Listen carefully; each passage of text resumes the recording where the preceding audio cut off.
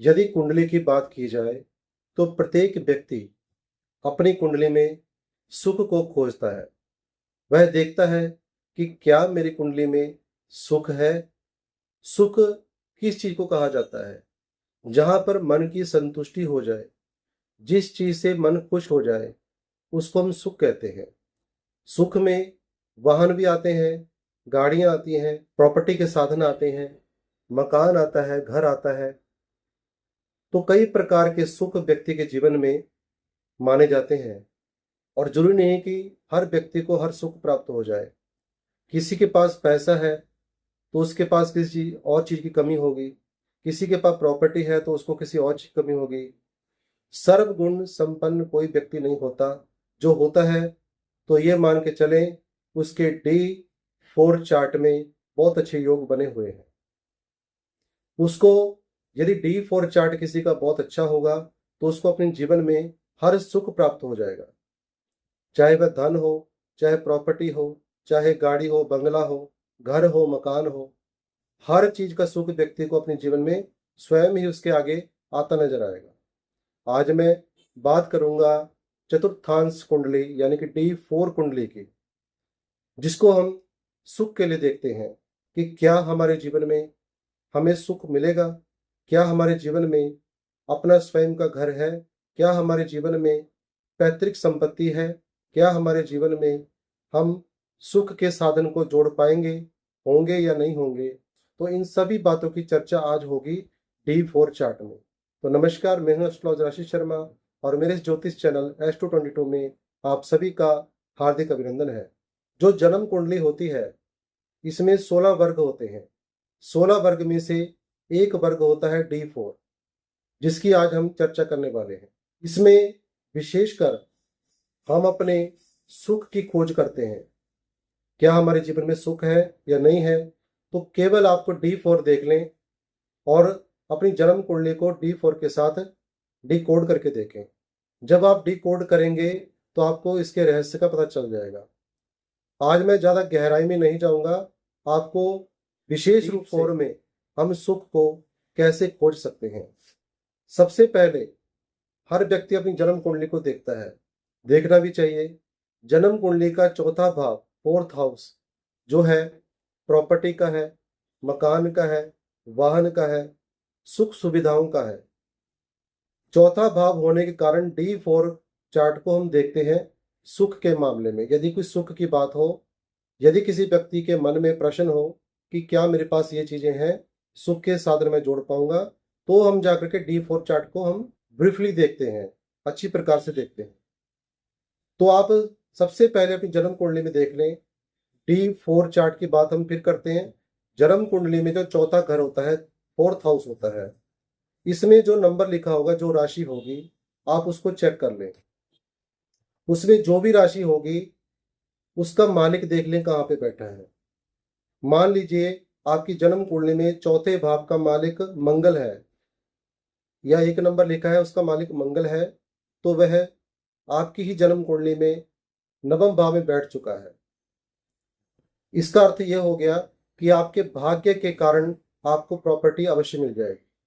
लेकिन अब इसको हम डिकोड करते हैं अच्छी प्रकार से।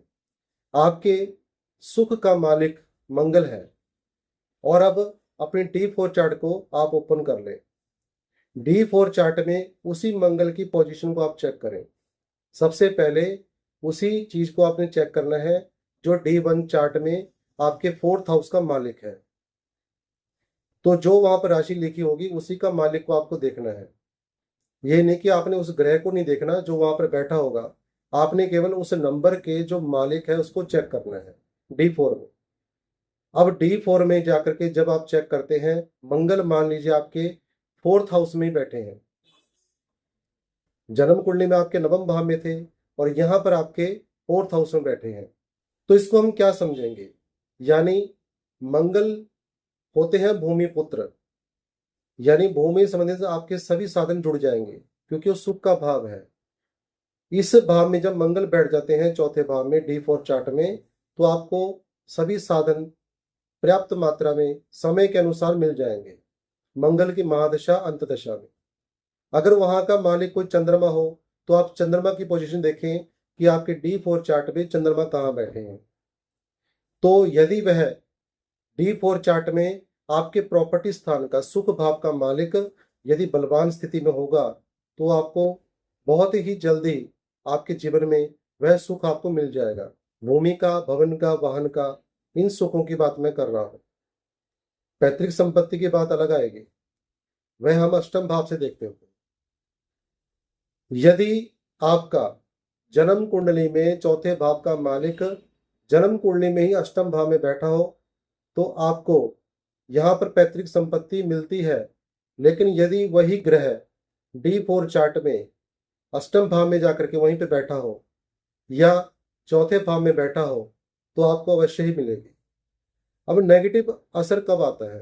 पॉजिटिव तो यह आता है कि जब आपके चौथे भाव का मालिक जन्म कुंडली का D4 चार्ट में दूसरे भाव में हो, चौथे भाव में हो, पंचम भाव में हो, सप्तम भाव में हो, 9th हाउस नवम भाव में हो, दसम भाव में हो या एकादश भाव में हो या द्वादश भाव में हो, तो आपको प्रॉपर्टी बहुत जल्दी मिलने के संकेत होते हैं।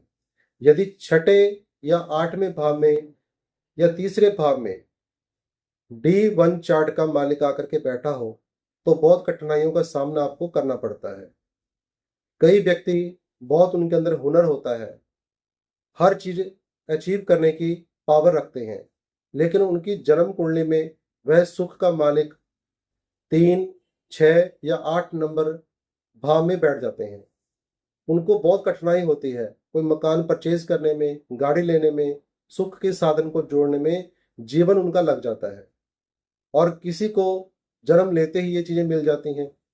तो ये कारण है जन्म कुंडली का D4 चार्ट से डिकोड करने का तरीका। आपको जब भी अपने सुख के लिए देखना है अपने मकान, आपको पूछने की जरूरत नहीं है किसी से। आप D1 चार्ट को देख लें, D1 चार्ट का मालिक देखें। यदि तो अच्छी स्थिति में नहीं है D4 चार्ट में, तो आपको बहुत कड़ी मशक्कत करनी पड़ेगी, बहुत मेहनत करनी पड़ेगी, बहुत परिश्रम करना पड़ेगा प्रॉपर्टी को पाने के लिए, मकान को पाने के लिए, भूमि को पाने के लिए, सुख सुविधाओं को जोड़ने के लिए आपको बहुत परेशानी होगी अपने जीवन में। यदि उसी भाव का मालिक आपके अच्छे भाव में बैठता है, अच्छे भाव की चर्चा मैंने अभी की है, अच्छे भाव में बैठ जाए, अपने मित्र के साथ बैठ जाए, तो यहाँ पर बहुत अच्छे आपको लाभ मिलेंगे। D1 चार्ट का मालिक यदि D4 चार्ट में उच्च की राशि में जाकर के बैठ जाए, तो आपको बहुत जल्द उसकी महादशा या अंतदशा में लाभ मिल जाता है।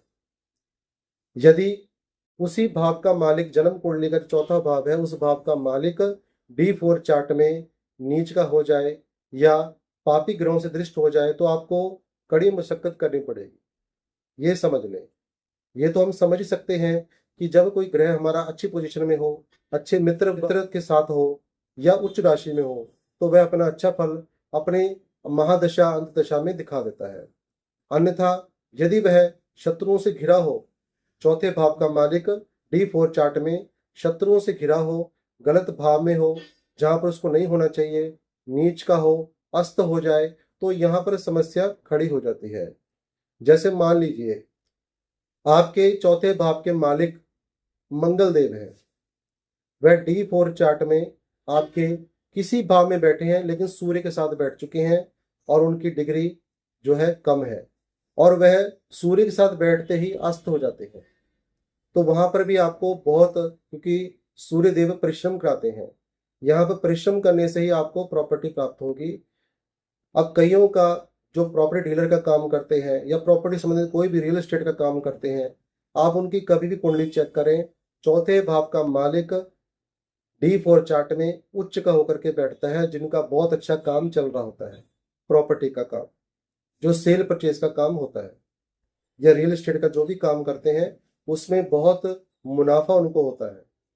तो D4 चार्ट में यदि D1 चार्ट का 4th हाउस का मालिक अच्छी अवस्था में होगा, तो 101% व्यक्ति को अच्छे परिणाम देखने को मिलेंगे अपने जीवन में।